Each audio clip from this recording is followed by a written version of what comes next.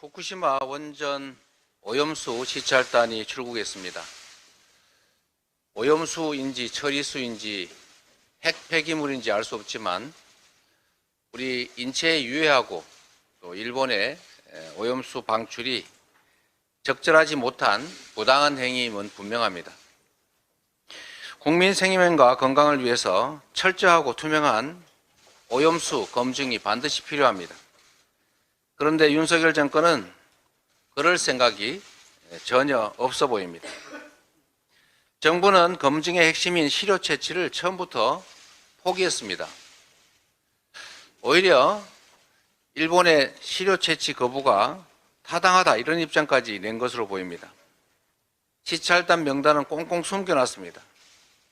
취재진 동행도 전혀 없었습니다. 누가 어떻게 검증할 것인지 하나부터 열까지 다 숨기고 있습니다. 이런 방식으로 도출된 결과를 우리 국민들께서 신뢰할 리가 없습니다. 특히 일본 언론에서 벌써부터 시찰단 파견이 후쿠시마 수산물 수입으로 이어질 것이라고 얘기한다고 합니다. 윤석열 정권이 일본이 짜놓은 각본대로 움직이고 있는 건 아닌지 참으로 우려됩니다. 국민 건강에 조금이라도 위험성이 있다면 돌다리를 100번이라도 두들겨야 하는 것이 국가의 책무입니다. 시료 채취도 없고 시찰단 명단도 없고 언론 검증도 없는 산무깜깜이 시찰로 일본의 오염수 투기에 병풍을 서줘서는 결코 안 됩니다. 일본의 심기 경호를 할 것이 아니라 우리 국민의 안전을 지켜내야 합니다.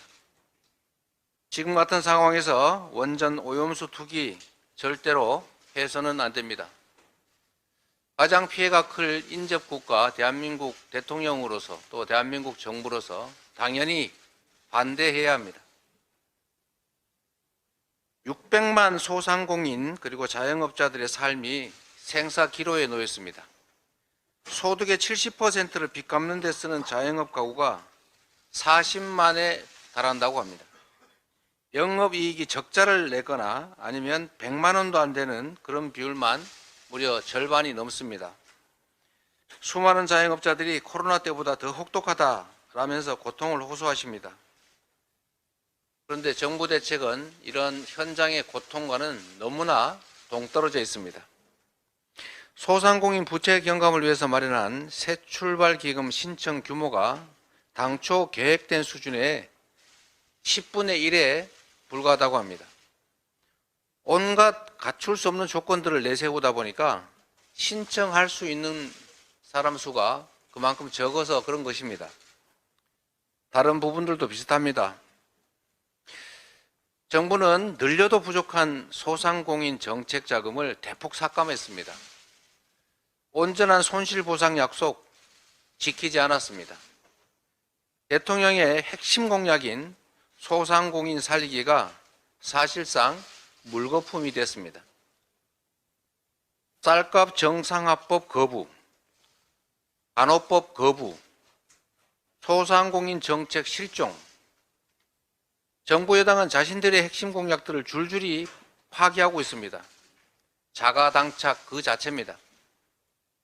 심지어 야당이 대통령의 공약을 대신 입법화해도 환영을 해야 할 텐데 환영은커녕 발목 잡기로 일관하면서 오히려 야당을 비난합니다.